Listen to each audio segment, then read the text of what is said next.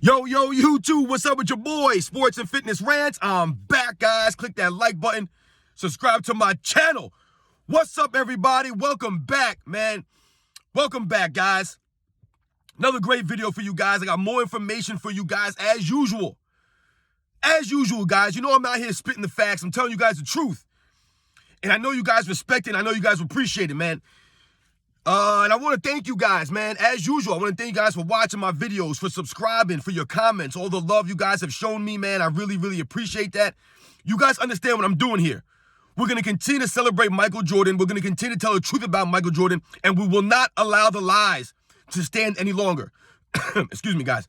We won't allow it. And in this video, I want to talk about Michael Jordan and an aspect of Michael Jordan's game that's rarely talked about, right?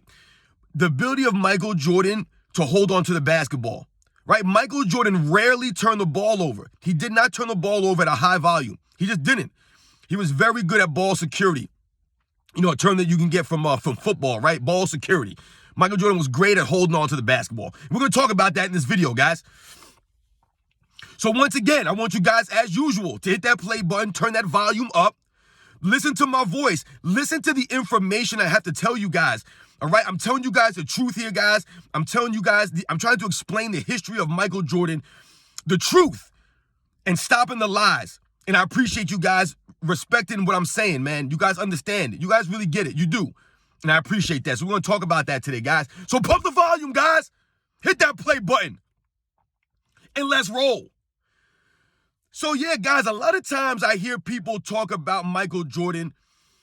I hear them talk about Michael Jordan as far as like he doesn't have great handle, right?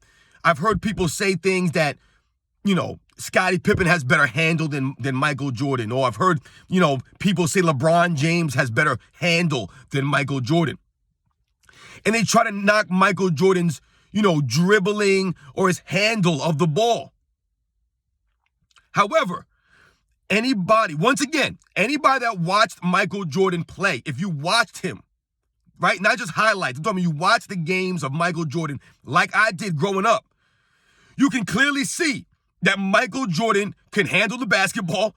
Michael Jordan had several moves as far as dribbling goes.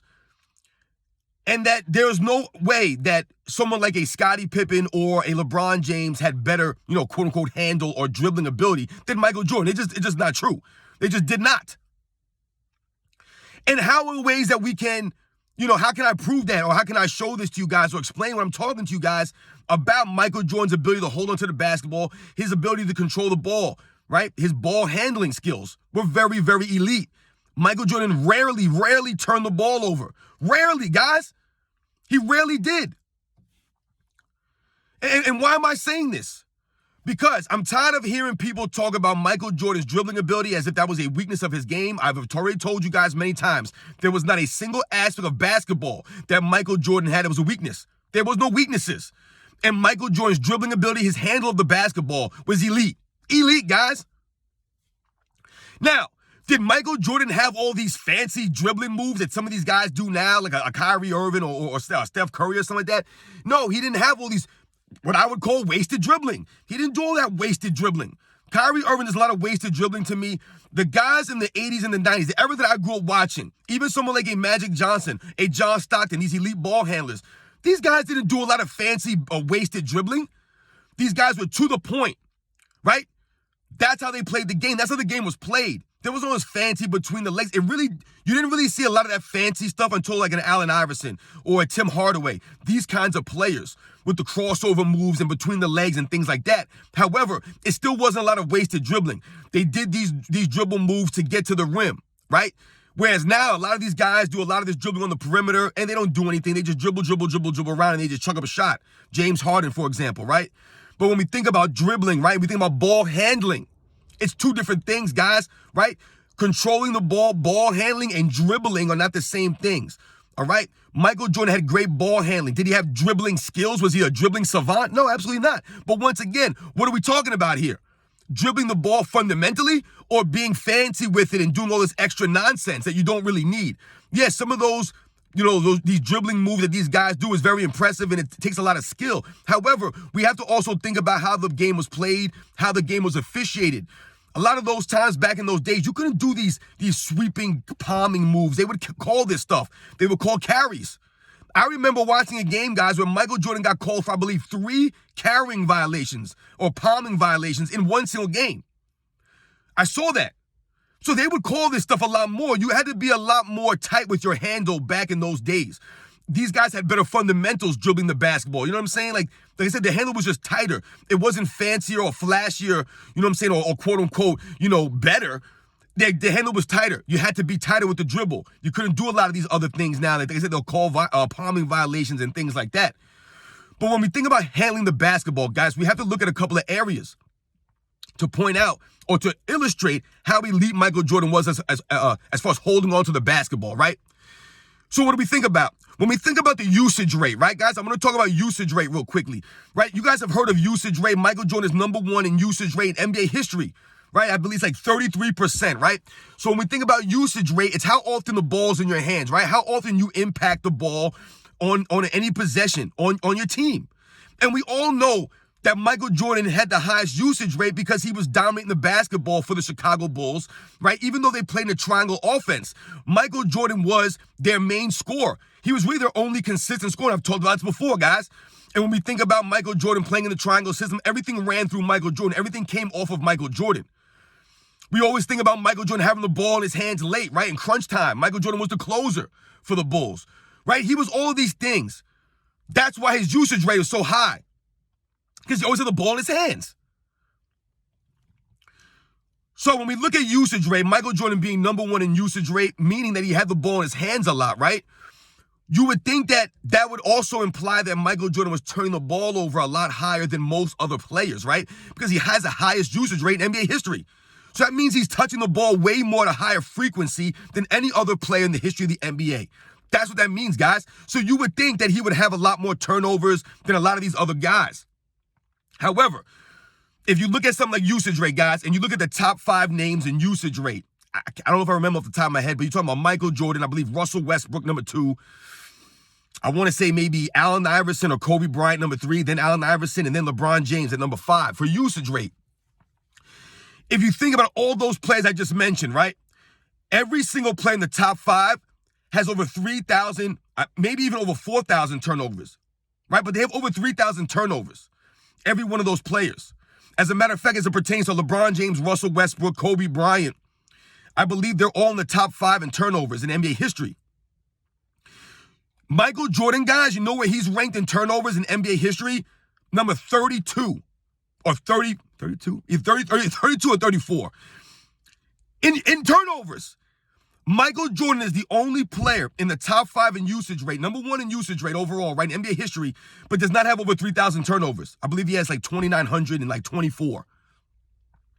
Every other person in top 5 in usage rate has well above 3,000 turnovers. Some of these guys have over 4,000 turnovers, like a Russell Westbrook or a LeBron James. Michael Jordan doesn't even have over 3,000. When you go down the list of usage rate, guys, you think about the top 10 or 15 guys. You look at guys like James Harden. You look at guys like a Kevin Durant. Someone like a Kevin Durant, guys, who people always talk about his efficiency, how efficient he is on the offensive end. Kevin Durant has over, 200 more turnovers than Michael Jordan, but yet played in over 100 less games than Michael Jordan so far in his career. So when people talk about efficiency and things like that, Kevin Durant turns the ball over at a way higher rate than Michael Jordan ever did, guys. As a matter of fact, when you think about the usage rate like I just talked about, Michael Jordan is the only player in the top 5 of usage rate to average under 3 turnovers a game for his career. He's the only player, guys. I believe he averages 2.7 turnovers a game for his career. No other player is under 3 that's in that top 5 usage. No one. Kobe Bryant, I think, is the next closest at exactly 3 turnovers a game. So you think about that's very remarkable for Michael Jordan to always have the ball in his hands, but yet he rarely turned the ball over. Rarely.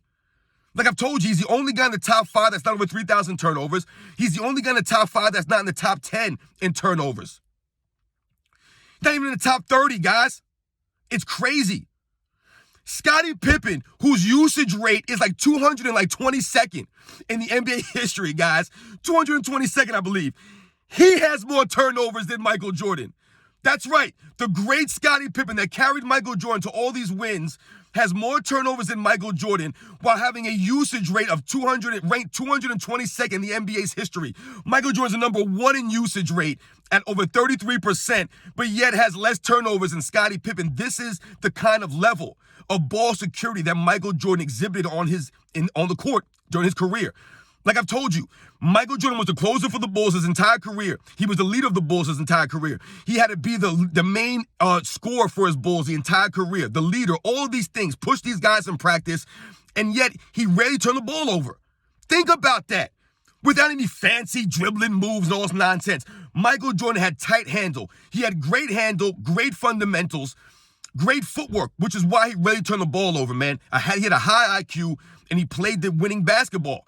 He just played winning basketball, guys, and turn the ball over is not winning basketball. That's why Michael Jordan was not a turnover machine, like a lot of these guys are that have the ball in their hands a lot. The evidence is there. Go look at the numbers, guys. The more often these guys have the ball in their hands, the more they turn the ball over, except for Michael Jordan. Shit what the numbers point to, guys. And if you watch the game, like I said, you can clearly see Michael Jordan barely didn't turn the ball over like that. His first couple of years in the league, yeah, he had some decent turnover rate, 3.5, sometimes 4 turnovers in a playoff series, here and there. Because he was the leading facilitator for the team, the leading scorer. He was the only player on the team those first couple of years a lot of times.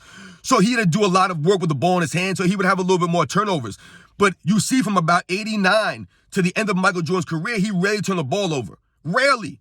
2.5 turnovers a game. That was just him. And we all know about Michael Jordan's freakishly large hands, right? He had some of the largest hands in NBA history, especially for his size. His hands were giant, which helped him hold on to the ball. I've told you guys before, it was like Michael Jordan was made to play basketball. He was built for basketball. The perfect height, the perfect build, the perfect hands, all of this stuff. Michael Jordan had it. So those hands helped him to not turn the ball over as much as some of these other guys with smaller hands who didn't have that grip on the ball like Michael Jordan did.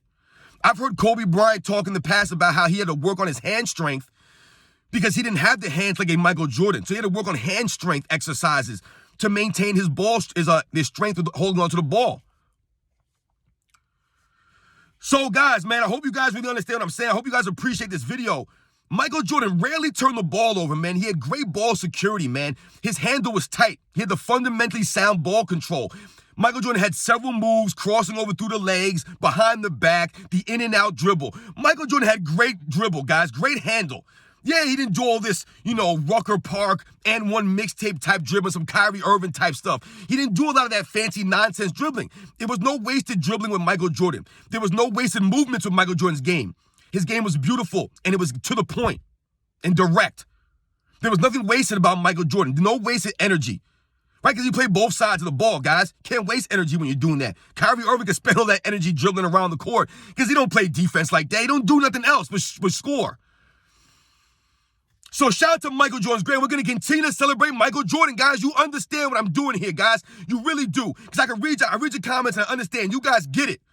We will stop the lies about Michael Jordan. I'm tired of people talking about Michael Jordan had no skill and he wasn't that much of a skilled player. Michael Jordan's handle was elite. His ball control was elite. He never turned the ball over. Rarely turned the ball over, guys. And don't come at me with this Michael Jordan didn't pass the ball, which is why he didn't turn over the ball. Michael Jordan averaged 6 assists for his career, guys. So stop the nonsense. All right? He has a lot of assists, Michael Jordan, for his shooting guard. One of the best assist men in NBA history at that position. So just stop the nonsense, guys. Like I told you, man, Scottie Pippen, who had the 222nd ranked usage rate in NBA history, has more turnovers than Michael Jordan does. Has over 3,000 turnovers. Michael Jordan has never crossed over 3,000 turnovers. Number one in usage rate. I'm telling you, guys, go look at the numbers of the usage rate guys, the top 5, 10 guys, and look how many turnovers these guys had in their career. Michael Jordan not even close to these guys. Not even close. And Michael Jordan is the only player of that top 5 that was the guy, the main guy. I guess besides maybe an Allen Iverson, you could say. He was the guy, the main scorer and the closer his entire career, man. LeBron James wasn't the closer his entire career, man. He just wasn't, all right? He just wasn't, guys. Russell Westbrook, he was not a closer, right? He's not the main scorer his entire career. You know what I'm saying? Like I said, Allen Iverson is really the only guy you can say on that list or Kobe Bryant, that was like the main scorer and the closer. But even Kobe Bryant early in his career, he wasn't the main scorer. You know what I'm saying? Michael Jordan's really the only guy, like I said, maybe an Allen Iverson. But he rarely turned the ball over Michael Jordan. He just didn't, guys. So shout out to Michael Jordan once again, his elite handle, his tight dribbling, rarely turning the ball over, being the closer, always having the ball in his hands in crunch time when it mattered most. There was no one else to go to but Michael Jordan. Not Scottie Pippen, not Horace Grant or Dennis Rodman or Tony Kukoc or, Bill Cartwright, or any of these guys. It was always Michael Jordan. And for Michael Jordan to have that little amount of turnovers in his career, like I said, it just goes to Michael Jordan's greatness, guys. So we will continue to celebrate this man and tell the truth about this man. Michael Jordan, the greatest basketball player of all time. We will not stand for the lies. I will not stand for it, man. And I thank you guys for coming on this journey, man. I'll catch you guys on the next one.